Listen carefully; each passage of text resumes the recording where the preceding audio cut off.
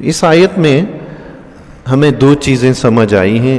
ایک تو یہ کہ بتوں کے نام پہ کچھ آپ چھوڑ نہیں سکتے، کچھ دے نہیں سکتے. وہ بتوں کو معبود بھی سمجھتے تھے مشرکین مکہ، اور یہ بھی کہتے تھے کہ اللہ کی طرف سے یہ حکم ہے کہ ہم ان کی عبادت کریں. یہ اللہ پر جھوٹ باندھنا استغفر. اور وہ یہ بھی کہتے تھے کہ یہ بت ہمارے لیے اللہ کے قرب کا ذریعہ ہیں. استغفر اللہ. یہ بھی جھوٹ تھا ہے جی. تو بتوں کے بارے میں نہ قرآن میں کوئی فضیلت ہے نہ حدیث میں کوئی فضیلت ہے. لیکن دوسری طرف آ جائیں اولیاء اللہ کے بارے میں، قرآن میں بھی ان کے فضائل موجود ہیں، احادیث میں بھی ان کے فضائل موجود ہیں. بت معبود نہیں ہیں، یعنی ان کی عبادت نہیں ہو سکتی، اور اللہ کے جو اولیاء ہیں وہ بھی معبود نہیں ہیں، ان کی بھی عبادت نہیں ہو سکتی. بت اللہ کے محبوب بھی نہیں ہیں، یعنی اللہ کے پیارے نہیں ہیں. اور کیا اولیاء اللہ بھی اللہ کے محبوب نہیں ہیں؟ نہیں، وہ تو اللہ کے پیارے ہیں. بت اللہ کے قرب کا ذریعہ نہیں ہے، لیکن اولیاء اللہ اللہ کے قرب کا ذریعہ ہیں. حضور علیہ الصلوۃ والسلام کی حدیث مبارکہ کا مفہوم ہے، فرمایا نیک لوگوں کے پاس بیٹھنا ایسے ہے جیسے بندہ عطار کی دکان پر بیٹھ جائے، وہاں سے سودا خریدے یا نہ خریدے خوشبو تو آئے گی. یعنی نیک لوگوں کے پاس بیٹھنے کا فائدہ تو ہوگا. اور برے لوگوں کے پاس بیٹھنا ایسا ہے جیسے لوہار کی بٹی پر بیٹھ جائیں، کہ وہاں سے جتنا بھی بچیں لیکن چنگاریاں پہنچ کر پھر بھی نقصان پہنچائیں گی. اور بھی کئی احادیث مبارکہ ہیں جن سے پتہ چلتا ہے کہ نیک لوگوں کے ساتھ رہنے سے اللہ کا قرب حاصل ہوتا ہے، انسان اچھا بنتا ہے. غالباً شیخ سعدی رحمۃ اللہ تعالی علیہ فرماتے ہیں صحبت صالح ترا صالح کند، صحبت طالح ترا طالح کند. نیک کی ہم نشینی تجھے نیک بنا دے گی، اور برے کی ہم نشینی تمہیں برا بنا دے گی. یہ تو حقیقت ہے. بتوں کی ہم نشینی کچھ نہیں بنا سکتی، وہ اللہ کے قرب کا ذریعہ نہیں ہے. لیکن نیک لوگ اللہ کے قرب کا ذریعہ ہیں. تو اولیاء اللہ نہیں ہوں گے، عام نیک لوگ، عام صالحین اللہ کے قرب کا ذریعہ ہیں. تو جو اولیاء ہیں جن کا مقام عام صالحین سے بھی بلند و بالا ہے، وہ اللہ کے قرب کا ذریعہ نہیں، وہ بھی ذریعہ ہیں. اچھا، بتوں کے نام پہ حصہ مقرر کرنا ناجائز ہے، حرام ہے، کہ ان کے تو کوئی فضیلت ہی بیان نہیں. لیکن اولیاء اللہ کی تو فضیلت بیان ہوئی ہے. اس سے صاف پتہ چلا جن کی فضیلت نہیں ان کے لیے حصہ مقرر کرنا منع ہے، لیکن جن کی فضیلت ہے ان کے لیے تو حصہ مقرر کر سکتے ہیں. ویسے بھی آپ دیکھیں، ماں باپ مر گئے ہوں تو کیا ہم اپنے ماں باپ کی طرف سے قربانی نہیں کرتے؟ یہ کہتے ہیں یہ جانور ان کے لیے ہے. ہمارا زمانہ کیا، خود حضور کے زمانے میں مثال موجود ہے. حضرت سعد رضی اللہ تعالیٰ عنہ کی والدہ محترمہ دنیا سے رخصت ہو گئی تو انہوں نے اپنی ماں کے لیے پانی کا کنواں صدقہ کیا. کس کے لیے صدقہ کیا؟ اپنی ماں کے لیے. اور اس کنویں کا نام بھی انہوں نے رکھا حاذہ لأم سعد. یہ سعد کی ماں کے لیے ہے. یہ کس کے لیے؟ سعد کی ماں کے لیے ہے.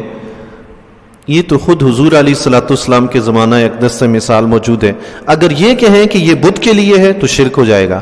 اگر یہ کہیں کہ یہ سعد کی ماں کے لیے ہے تو یہ سنت صحابی ہے، سنت رسول ہے. حضور نے اجازت دی ہے اس کی. یہ اللہ کے نبی کی بھی سنت ہے، صحابی کی بھی سنت ہے. وجہ وہ بت ہیں، یہ اللہ کے اولیاء ہیں، یہ اللہ کے محبوب بندے ہیں، یہ مسلمان ہیں.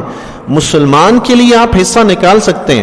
فرق صرف اتنا ہوتا ہے کہ بتوں کے لیے جو حصہ نکالتے ہیں وہ بتوں کی عبادت کرتے ہیں، اس لیے وہ حرام ہے، ناجائز ہے. اور بت تو کوئی حیثیت رکھتا ہی نہیں. باقی رہے مسلمان اور اولیاء اللہ، ان کی تو بڑی شان ہے رب کے ہاں. ان کے لیے حصہ نکالا جاتا ہے. کیسے؟ ان کو ثواب پہنچانے کے لیے. آپ کسی کی طرف سے قربانی کرتے ہیں، کیوں کرتے ہیں؟ ان کو ثواب پہنچانے کے لیے کرتے ہیں. قربانی ہوتی تو کس کے لیے؟ اللہ کی رضا کے لیے. لیکن ثواب کس کو پہنچانا چاہتے ہیں؟ اپنے ماں باپ کو، بہن بھائیوں کو، کسی کو بھی. یوں ہی آپ یہ بات سمجھیے جیسے حضرت سعد رضی اللہ تعالیٰ عنہ نے اپنی ماں کے لیے کنواں صدقہ کیا تو اس کنویں کا نام رکھا یہ سعد کی ماں کے لیے ہے.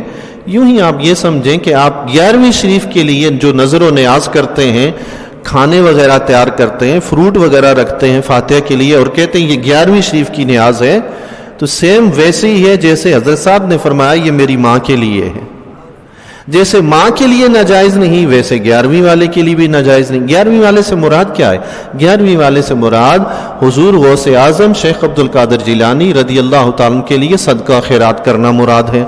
جس طرح حضرت سعد رضی اللہ تعالیٰ عنہ نے اپنی ماں کے لیے صدقہ کیا اور اس کا نام بھی وہی رکھا کہ یہ سعد کی ماں کے لیے، اسی طرح امت مسلمہ کے کئی افراد حضور غوث اعظم رضی اللہ تعالیٰ عنہ شیخ عبد القادر جیلانی کے لیے صدقہ و خیرات کرتے ہیں، اس صدقہ و خیرات کا نام وہ 11ویں شریف رکھ دیتے ہیں۔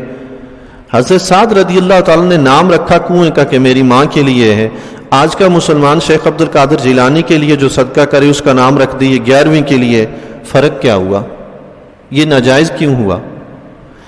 جو بتوں کے نام پہ جانور چھوڑے گئے تھے اللہ نے تو ان کو حرام نہیں کہا، تمہارے سامنے 11ویں کی ناراض ہو تو تم کہہ دیتے ہو کہ یہ حرام ہے 11ویں والے کے لیے، نعوذ باللہ۔ اللہ نے تو بتوں پہ چھوڑے ہوئے جانوروں کو حرام نہیں کہا بلکہ ان کے لیے حکم دیا ہے کہ ذبح کر کے کھاؤ، یہ حلال ہے۔ کس نے حرام کیا ان کو؟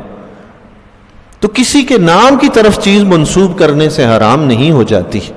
ہم صدقہ خیرات اللہ کی رضا کے لیے کرتے ہیں، عبادت اللہ کے لیے کرتے ہیں، جو کسی کی طرف منسوب کرتے ہیں مقصد صرف اتنا ہوتا ہے کہ اس نیک کام کا ثواب اس کو پہنچ جائے۔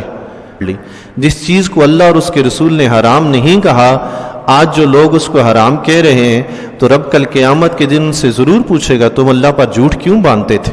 یہ حرام کرنا تو اللہ اور اس کے رسول کا حق ہے، تم کون ہوتے ہو کسی چیز کو حرام کرنے والے؟ تم نے کیوں کہا کہ یہ 11ویں کی نیاز حرام ہے؟ اس میں وجہ کیا تھی کہ 11ویں والے کے نام کی ہے؟ تو حضرت سعد کی ماں کی نام کے لیے بھی تو کنواں نکال دیا گیا تھا، وہ حرام نہیں ہے، 11ویں والے کے نام کی حرام کیوں ہو گیا؟ وہ تو نبی کی سنت سے ثابت ہے۔ اس سے پتہ چلا دین سمجھنے میں غلطی ہوئی ہے، دین کو اس طرح سمجھا جائے جس طرح اللہ کے پیارے حبیب نے ہمیں سمجھایا ہے۔ تو اس طرح سے ہمیں یہ پتہ چلا کہ اپنے مسلمان بھائی کے لیے صدقہ و خیرات کرنا، اس کا نام لینا حضور علیہ الصلوۃ والسلام اور حضرت سعد رضی اللہ تعالیٰ کی سنت سے ثابت ہے۔ اللہ تبارک و تعالی ہمیں دین کو سمجھنے کی توفیق عطا فرمائے۔